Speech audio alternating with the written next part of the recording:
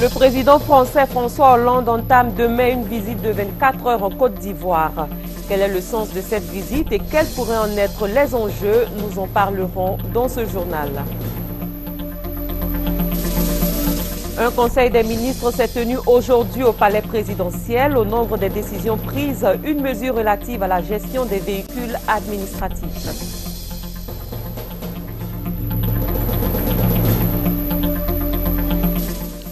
La première dame de Côte d'Ivoire a fait parler son cœur dans certains quartiers d'Abidjan, dont Abobo et à Tekoubé. Dominique Ouattara a apporté son soutien aux personnes sinistrées par les fortes pluies tombées récemment sur la ville d'Abidjan. À l'étranger, le gouvernement et les groupes armés maliens échangent des prisonniers avant le début des négociations prévues à Alger. Voilà pour les titres. Bonsoir et bienvenue dans ce journal. Nous démarrons avec ce communiqué émanant du ministère d'État, ministère des Affaires étrangères. Le ministre d'État, ministre des Affaires étrangères, porte à la connaissance des populations ivoiriennes qu'à l'invitation de son Excellence M. François Hollande, qu'à l'invitation de son Excellence M. Alassane Ouattara, président de la République de Côte d'Ivoire, son Excellence M. François Hollande, président de la République française, effectuera une visite officielle en Côte d'Ivoire les 17 et 18 juillet 2014. Au cours de cette importante visite, durant laquelle le président de la République française sera accompagné d'officiels et d'hommes d'affaires, les deux chefs d'État évoqueront des sujets d'intérêt commun entre les deux pays qui entretiennent des relations séculaires et exemplaires à plus d'un titre.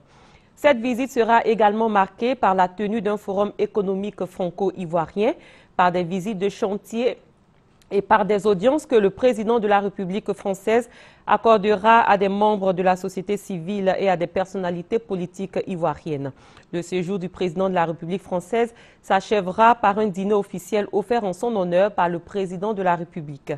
Par ailleurs, le président François Hollande sera fait citoyen d'honneur par le gouverneur du district d'Abidjan et recevra à cette occasion les clés de la ville. En conséquence, le protocole d'État invite messieurs et mesdames les présidents des institutions, les ministres d'État, les ministres et les autorités administratives, politiques et coutumières, ainsi que les populations du district d'Abidjan à réserver un accueil chaleureux à l'illustre hôte durant son séjour. La fin de la mise en place pour l'accueil à l'aéroport international Félix Houphouët-Boigny le jeudi 17 juillet 2014 est fixée à 5h30. Le président de la République de France, François Hollande, s'apprête donc à fouler le sol ivoirien le jeudi 17 juillet pour une visite de 24 heures dans le pays. Le dernier président à avoir effectué une telle visite en Côte d'Ivoire est Jacques Chirac en 1995. 19 ans après, quel sens donner à ce déplacement du président français François Hollande et quels pourraient être les enjeux de cette première visite du président? Sylvie Touré tente de répondre à ces questions. 26 juillet 2012, perron de l'Élysée, François Hollande et Alassane Ouattara se rencontrent pour la première fois en leur qualité de chef d'État. 17 juillet 2014, le président français rendra la courtoisie à son homologue ivoirien pour sa première visite officielle en Côte d'Ivoire. Un chef d'État français en visite officielle et de travail en Côte d'Ivoire, cela remonte à 19 ans.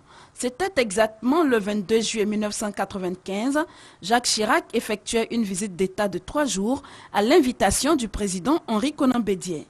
Et tout le symbolisme de la visite de François Hollande est là. La Côte d'Ivoire est véritablement fréquentable. En plus, la légitimité et la légalité de son président ne souffrent d'aucune réserve à l'international.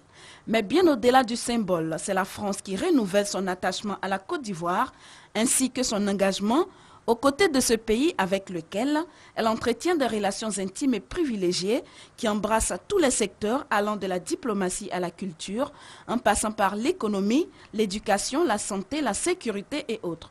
La France, premier bailleur de fonds bilatéral de la Côte d'Ivoire, veut accompagner son partenaire et le soutenir sur ses nouveaux sentiers, ceux de la reconstruction, de l'amélioration des conditions de vie des populations et du repositionnement sous-régional.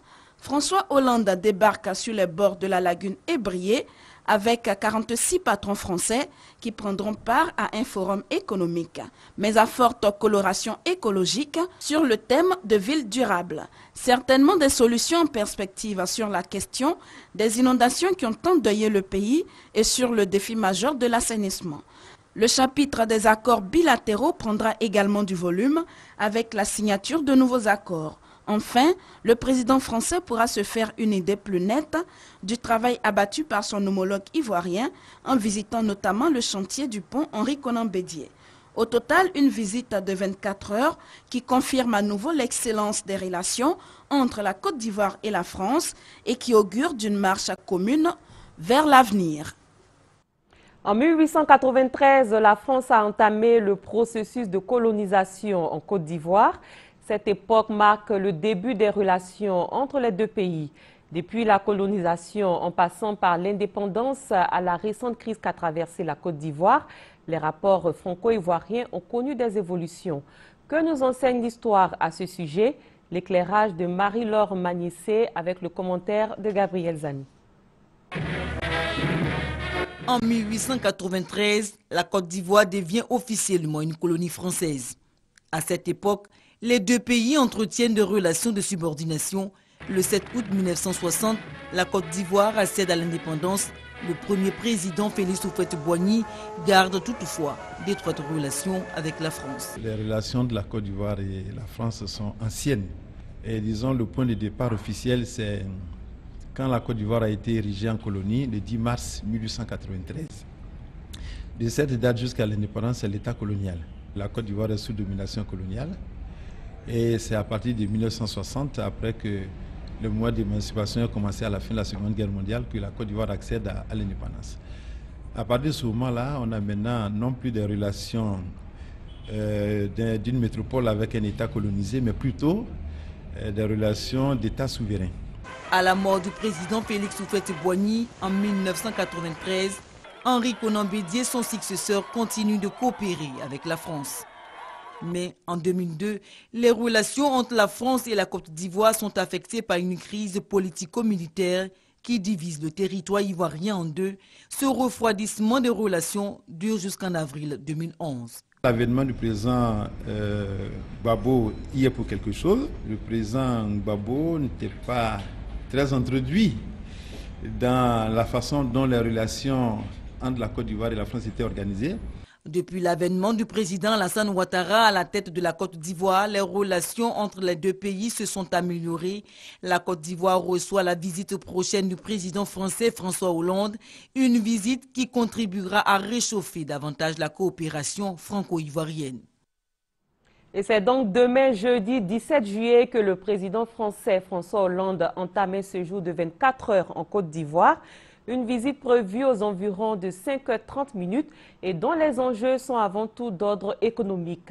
Notre reporter Noël Gnagno souligne les acquis de la coopération économique Côte d'Ivoire-France et les perspectives de l'économie ivoirienne à l'issue de cet événement de portée stratégique. Paris, nous sommes en 2012, précisément les 25, 26 et 27 janvier. Alassane Ouattara, président de la République, est en visite d'État en France. À cette occasion, il a longuement échangé avec le patronat français. Jeudi 17 juillet, François Hollande, le président français, sera sur les bords de la lagune Ébrié. Un autre moment pour revisiter les questions économiques. Avant, faisons le point en commençant par afficher les ambitions de la Côte d'Ivoire, devenir un pays émergent. Et les moyens sont légion. La Côte d'Ivoire est la deuxième économie de l'Afrique de l'Ouest.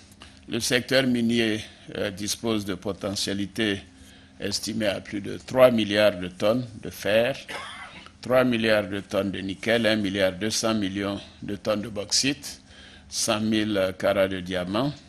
Et la Côte d'Ivoire possède la plus grande superficie à fort potentiel de minéralisation aurifère en Afrique de l'Ouest. La Côte d'Ivoire a donc non seulement une agriculture et un secteur minier diversifié, mais aussi un secteur manufacturier et des services, y compris touristiques, avec de grands potentiels. Le pays jouit d'une main-d'œuvre bon marché et d'une des meilleures infrastructures portuaires du continent. La question, c'est comment transformer ce potentiel, le rendre palpable et faire le bonheur des populations de la Côte d'Ivoire, voire de la sous-région. Deux stratégies ont fait leur preuve. Le Forum Investi en Côte d'Ivoire 2014 et la Simport, semaine industrielle du port de San Pedro. Avec la venue de François Hollande, ce sera un autre moment fort pour l'économie ivoirienne.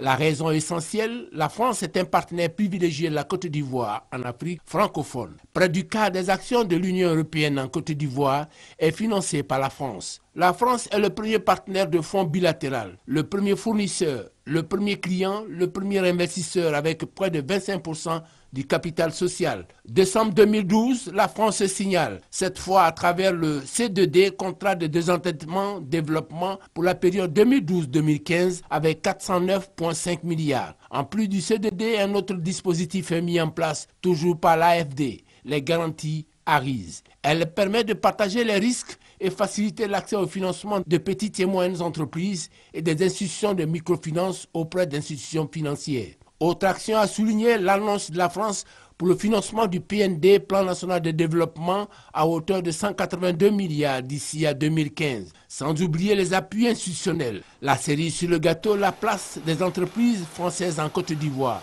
On en dénombre 800 pour 40 000 emplois directs. Avec une quarantaine de chefs d'entreprise partie prenante du voyage d'Abidjan, on peut s'attendre à de nouvelles perspectives pour l'économie ivoirienne. Ils sont au nombre de 16 000 les ressortissants français en Côte d'Ivoire. Ce chiffre avait connu une légère baisse en raison de la crise post-électorale qui a secoué le pays. Mais aujourd'hui, avec le retour de la stabilité, les Français semblent se sentir bien en Côte d'Ivoire. Pourquoi ont-ils opté pour cette destination? Où les trouve-t-on? Que dire de leur intégration? Notre reporter Awa Sissé est allé à la rencontre de la communauté française en Côte d'Ivoire et elle nous donne dans ce reportage des éléments de réponse à toutes ces interrogations.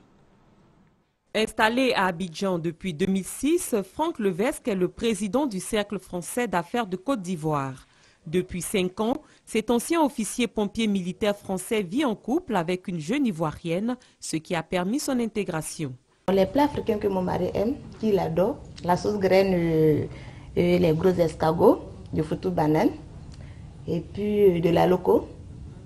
Voilà. L'intégration de Franck Levesque se traduit aussi par sa participation à des activités professionnelles et des moments de divertissement. On apprend à découvrir une autre culture, à se respecter dans nos différences. Et on a participé également à l'ouverture d'un centre de santé sur un village à côté de Dabou. Depuis le retour de la stabilité, nombreux sont ces Français qui ont choisi la destination Côte d'Ivoire. Certains pour le tourisme et d'autres pour des raisons professionnelles. C'est le cas d'Hélène Kalam qui vit à Abidjan depuis 2012. Alors moi je travaille à l'ambassade de France, donc c'est un travail très intéressant. Ça me permet d'être en relation avec à la fois les Français en Côte d'Ivoire, également les Ivoiriens. Voilà 2 ans que je suis ici et j'apprécie beaucoup les Ivoiriens, qui sont des gens très accueillants, qui ont à cœur de montrer leur pays. Et ben, la cuisine ivoirienne, je l'adore, même si elle fait un petit peu grossir. De retour en France, je compte bien faire découvrir les spécialités ivoiriennes à mes amis. Ils sont plus de 16 000 Français vivant en Côte d'Ivoire. 85 Français sur 100 vivent dans les communes d'Abidjan et le reste est réparti dans les principales villes du pays que sont Grand Bassam, San Pedro, Yamoussoukro et Bouaké. Pour administrer cette communauté française, il y a un consul général qui assure la protection des Français avec une équipe consulaire. La communauté française de Côte d'Ivoire, je dirais aussi qu'elle est vivante. Elle est vivante parce qu'on est en Côte d'Ivoire, on grandit en Côte d'Ivoire, on se marie en Côte d'Ivoire, on a des enfants en Côte d'Ivoire et bien évidemment on décède aussi en Côte d'Ivoire. Plus de 600 entreprises françaises sont implantées en Côte d'Ivoire.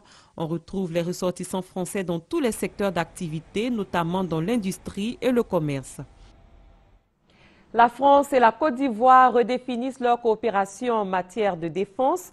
Le partenariat de défense remplace désormais l'accord d'assistance militaire technique entre les 2 États. Le nouvel accord de défense avec la France a été adopté il y a une semaine par le Parlement ivoirien et cet accord exclut toute intervention militaire française en Côte d'Ivoire, un fait qui donne un nouveau souffle à la coopération militaire entre les 2 pays, une coopération dont Hamza Diaby nous fait ici le point. Dans le domaine de la coopération militaire, la France et la Côte d'Ivoire font route ensemble depuis plus d'un demi-siècle. Récemment, la France a fait des dons pour le renforcement des capacités des forces ivoiriennes. On se souvient des formations et stages, des dons de véhicules, des 500 pistolets automatiques et 100 ordinateurs remis par la France à la gendarmerie et à la police de Côte d'Ivoire. Nous avons développé toute une nouvelle branche en termes d'administration du territoire, de protection civile, etc. Donc je me réjouis et cette visite du président français va nous donner l'occasion d'aller un peu plus loin. Depuis le 24 avril 1961, il existe un accord d'assistance militaire technique entre les deux pays, tout comme il en existe entre la France et plusieurs États africains. Entre 1960 et aujourd'hui, la France a organisé plus de 50 interventions militaires de tout type en Afrique. Soit pour soutenir des régimes habillés, soit pour, disons, briser des tentatives de coup d'État comme au Gabon en 1964. Aujourd'hui, l'accord d'assistance militaire technique fait place à un nouveau traité, celui instituant un partenariat de défense signé à Paris le 26 janvier 2012. Il met l'accent sur la mise à disposition de l'armée ivoirienne de ressources nécessaires pour faire face aussi bien à une agression extérieure qu'à une crise interne. Le renseignement, l'équipement, l'entraînement des forces et le soutien logistique et la formation constituent aussi les nouvelles missions assignées à la Licorne, devenues les forces françaises dans la mise en route de cet accord. Un réaménagement qui intervient dans le cadre d'une stratégie globale de lutte contre le terrorisme en Afrique de l'Ouest. Le nouveau texte a été adopté par l'Assemblée nationale le 4 juillet dernier. Et je crois que c'est une nouvelle ère qu'il faut saluer et nous venons ainsi d'accomplir la réciprocité avec nos partenaires qui ont adopté ce texte au niveau de l'Assemblée l'année dernière. Lors du Conseil des ministres de ce mercredi, le président Alassane Ouattara a promulgué la loi relative au partenariat de défense avec la France. Un traité conclu pour une durée de 5 ans, renouvelable par tacite reconduction pour de nouvelles périodes de 5 ans. Il s'est tenu ce mercredi un Conseil des ministres au palais présidentiel. Plusieurs mesures ont été prises, dont celle relative à la gestion des véhicules administratifs. Cette mesure vise à faire face à l'utilisation abusive, voire frauduleuse de ces véhicules. C'est ce que nous dit Jérôme Kofi Abolin. Sur plus de 13 700 véhicules composant le parc automobile de l'administration, plus de 1800 manquent à l'appel. Une situation qui préoccupe le gouvernement, d'où la communication faite en Conseil des ministres ce mercredi 16 juillet 2014 en vue d'une gestion plus rigoureuse des véhicules administratifs. Il s'agit de faire ici une opération qui va permettre donc de retrouver ces véhicules qui sont dans la nature, mais surtout une opération qui va permettre de mieux gérer ce parc-là à l'avenir, d'avoir une gestion plus optimisée, plus sécurisé, plus efficace de ce parc qui est celui de l'administration. Les étapes de ce projet sont les suivantes. Premièrement, la réalisation d'une étude sur la maintenance des véhicules et l'évaluation des besoins. Nous procéderons également à une nouvelle immatriculation des véhicules administratifs, et cela dans l'optique uniquement de retrouver les véhicules qui manquent à l'appel. L'objectif, c'est également de réduire les coûts d'acquisition et de rationaliser l'utilisation des véhicules administratifs. Il a été constaté, par exemple, des écarts très importants au niveau de l'acquisition de véhicules, jusqu'à 10 millions pour le même type de véhicule. Et puis, l'autre objectif, c'est d'élargir l'opération de sécurisation des véhicules administratifs. Il y a des moyens aujourd'hui modernes pour permettre cette sécurisation. En prenant donc cette mesure, le gouvernement entend œuvrer pour un changement de comportement de la part des utilisateurs des véhicules administratifs. Tout cela pour leur permettre de contribuer à la promotion de la bonne gouvernance. Le président de la République a rendu hier une visite au président Henri Konan Bédié à son domicile à Cocody. Avec son aîné, le président Alassane Ouattara a évoqué la situation nationale. La paix et la réconciliation Côte d'Ivoire étaient aussi au cœur des échanges. Nous restons avec Jérôme Kofi Abolin. Quand il s'agit de leur traditionnelle rencontre périodique, le président de la République Alassane Ouattara et le président du PDCI RDA Henri Konan Bédié ne ratent pas la moindre occasion qui s'offre à eux. C'est bien dans ce registre que le chef de l'État a rendu visite dans la soirée ce mardi 15 juillet 2014 à son aîné à domicile dans la commune de Cocody. Les entretiens de plus d'une heure d'horloge qui se sont déroulés ont notamment porté sur la situation nationale autour des idéaux qui leur sont chers, à savoir la réconciliation et la paix pour un développement harmonieux de la Côte d'Ivoire. Je suis venu voir mon aîné, échanger avec lui. Nous avons fait un tour d'horizon concernant la situation du pays. Et je crois que nous pouvons dire que le pays va mieux et que beaucoup de choses sont en cours, que ce soit dans le domaine économique, dans le domaine social, le domaine culturel, le domaine diplomatique. La Côte d'Ivoire est mieux connue, plus appréciée maintenant à l'extérieur. Et bien évidemment, nos efforts et nos échanges ont porté sur la situation nationale, les questions donc de politique intérieure. Et nous sommes convenus que nous continuerons de travailler ensemble, la main dans la main, pour renforcer donc la paix dans notre pays. Et ceci est important. Vous savez, sans paix, il n'y a pas en réalité de stabilité politique. Nous avons évoqué évidemment la situation de l'opposition par rapport au grand dossier du jour. Et nous sommes convenus que c'était important que l'opposition comprenne que le train a pris un bon départ, une bonne vitesse de croisière et que c'est de l'intérêt de tous d'être à l'intérieur, d'être dans les wagons pour aller vers l'émergence. Pour le président de la République, Alassane Ouattara, il n'y a pas à se départir du tandem avec le président Bédié. Un tandem, si l'on en croit le chef de l'État, comme un exemple du vivre ensemble devant inspirer tous les Ivoiriens pour une Côte d'Ivoire émergente à l'horizon 2020. C'est une dame au grand cœur. La première dame de Côte d'Ivoire était aujourd'hui à Atekoubé, à Bobo et à Cocody, Riviera 9 kilos. Dominique Ouattara a exprimé sa compassion aux victimes des pluies diluviennes qui se sont abattues sur la ville d'Abidjan. Viviane Aïma. 80 millions de francs de dons nature composés de vivres, de non-vivres et de produits pharmaceutiques, plus 10 millions de francs en espèces. C'est le geste de solidarité de la première dame Dominique Ouattara envers les victimes des fortes pluies de tout le district d'Abidjan. Ce mercredi matin, elle a tenu à aller exprimer de vive voix sa compassion aux nombreux sinistrés du district d'Abidjan. Tout d'abord à Atekoubé, au foyer polyvalent, où les victimes des fortes pluies vivant dans la commune avaient été conviées. Ici, les fortes pluies du mois de juin avaient fait 16 morts dans les quartiers de Boribada et Santé 3. La première dame a exprimé son réconfort aux familles et à l'ensemble des victimes. Chers frères et sœurs d'Atekoubé, c'est le cœur rempli de tristesse que je vous rends visite aujourd'hui pour vous apporter mon réconfort après la dure épreuve que vous traversez.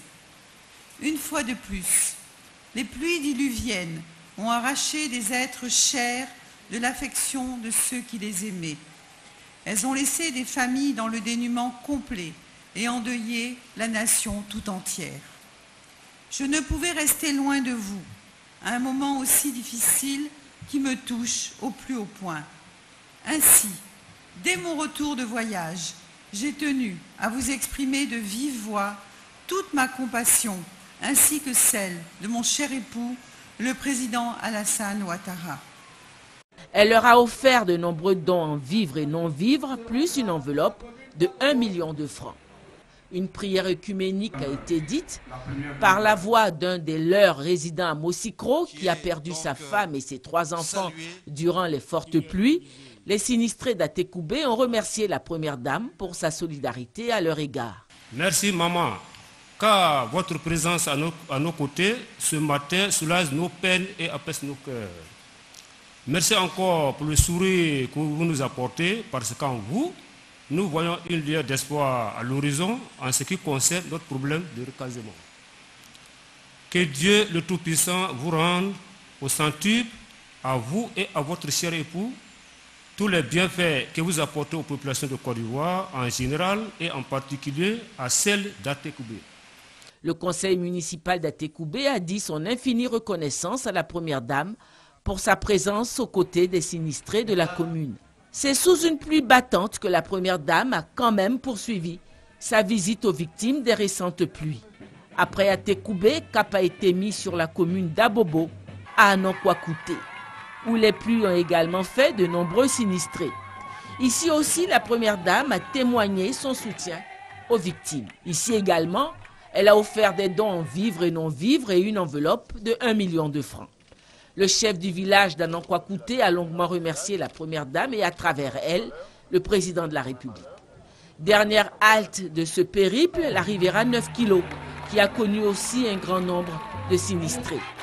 Les sinistrés de Cocody Danga, de Gobelé, de Bonoumen, d'Akwedo s'étaient joints à ceux de 9 kg.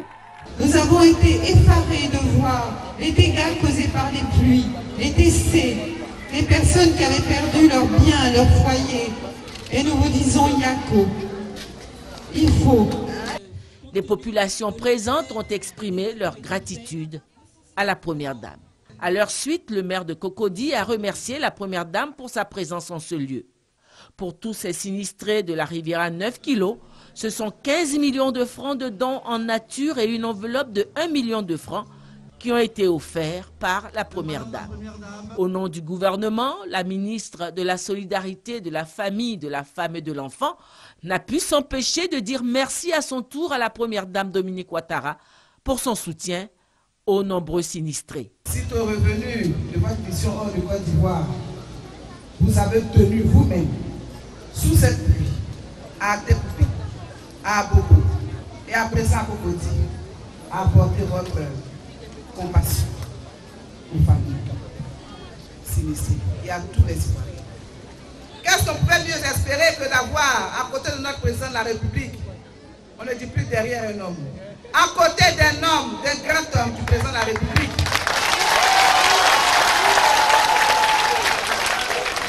On puisse avoir une grande dame, une maman, une vraie, qui a un cœur gros comme ça, très beau, qu'on ne peut même pas matérialiser et qui aime tous les Ivoiriens de la même manière.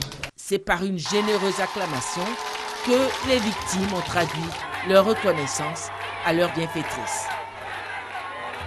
Des experts vont évaluer la réforme dans les programmes de la gouvernance et le marché commun UEMOA. Ils sont depuis quelque temps en Côte d'Ivoire dans le cadre de la revue annuelle des réformes politiques. Les détails avec Francis Boifou. 70% des politiques et programmes relevant du cadre macroéconomique et la promotion du marché commun dans l'espace UEMOA réalisés, 54% des réformes institutionnelles réalisées et 44% des réformes sectorielles mises en œuvre en 2012 par les 8 États membres de l'Union économique et monétaire ouest-africaine UEMOA. La mission des experts de l'UEMOA à Abidjan apprécie le niveau de réalisation des réformes relatives à la gouvernance économique et les politiques sectorielles en Côte d'Ivoire. Certaines réformes sont appliquées et bien appliquées, des directives prises dans les domaines macroéconomiques, dans les domaines sectoriels, marché public, dans les domaines des télécommunications. Cheikh Ndi indique cependant que beaucoup reste à faire dans le domaine de la santé. Concernant les médecins, les pharmaciens, les chirurgiens dentistes, en matière de santé animale également, pour ces directives, il y a des discussions, des concertations à mener pour pouvoir les appliquer. Dans ce cadre-là, beaucoup de ces réformes concernent des domaines dans lesquels on a des ordres et où l'État, par principe, n'impose pas en tant que tel les dispositions. Donc nous sommes en discussion avec ces ordres-là pour voir un peu comment faire en sorte que l'application effective puisse avoir lieu. La rencontre sera sanctionnée le 22 juillet prochain par des recommandations. Elles porteront sur la mise en œuvre des réformes en cours concernant la gouvernance économique, les politiques sectorielles et le marché commun de l'UEMOA. Parlons TIC à présent. Un atelier de partage d'expériences des chefs de secrétariat particuliers et des secrétaires particulières des ministères s'est tenu à Abidjan. Durant 2 jours, ils ont été sensibilisés sur les enjeux de l'utilisation de l'application e-conseil et de la messagerie professionnelle. L'initiative est de l'Agence nationale des télécommunications Landsud qui entend faire de cet outil une priorité dans le traitement des dossiers du gouvernement et des conseils des ministres. Godefroy Okambawa et Franck Quadio pour le compte-rendu. Le e-conseil est une application qui permet de traiter l'information gouvernementale. Il est à l'usage unique des ministères. 1 an après la mise en œuvre du e-conseil et de la messagerie professionnelle, seulement 3% des utilisateurs procèdent au dépôt des documents au secrétariat général du gouvernement à travers cet outil. Au nombre des utilisateurs, des chefs de secrétariat particuliers et des secrétaires particulières de ministères. Pour l'ANSUT, l'Agence nationale du service universel des télécommunications et TIC, chargée du pilotage du projet, il convient donc d'évaluer le degré d'appropriation et d'utilisation de cet outil. Nous avons permis d'interconnecter la présidence de la République, la primature, le secrétaire général du gouvernement, tous les ministères, que le taux d'utilisation de cette application vraiment soit très élevé. À travers ce projet de gouvernance électronique, l'État de Côte d'Ivoire entend mettre l'accent sur l'application et la gestion sécurisée des conseils de gouvernement et des ministres. Le président de la République est l'un des premiers utilisateurs de l'application e-conseil. Je voudrais inviter tous les membres du gouvernement, les présidents des institutions, ainsi que les membres des cabinets ministériels à s'approprier cet outil. Après 2 jours de travaux, plusieurs recommandations sont faites, notamment l'orientation concertée sur les enjeux de l'utilisation de l'application, de la messagerie professionnelle et du e-conseil qui constituent désormais des outils incontournables dans le traitement de l'information gouvernementale. Et avant de poursuivre, sachez que les résultats du bac prévus demain jeudi à 14 h ont été repoussés à vendredi à 14 h. L'information a été donnée par le ministère de l'Éducation nationale et de l'enseignement technique. Hors de nos frontières, au Mali, le gouvernement et les groupes armés maliens devraient entamer ce mercredi à Alger des négociations en vue de trouver un accord de paix au Mali. Avant l'ouverture de ces pourparlers, les 2 parties ont procédé à un échange de prisonniers. Ainsi s'achève ce journal. Merci de l'avoir suivi. Très bonne suite de programmes sur RTI1.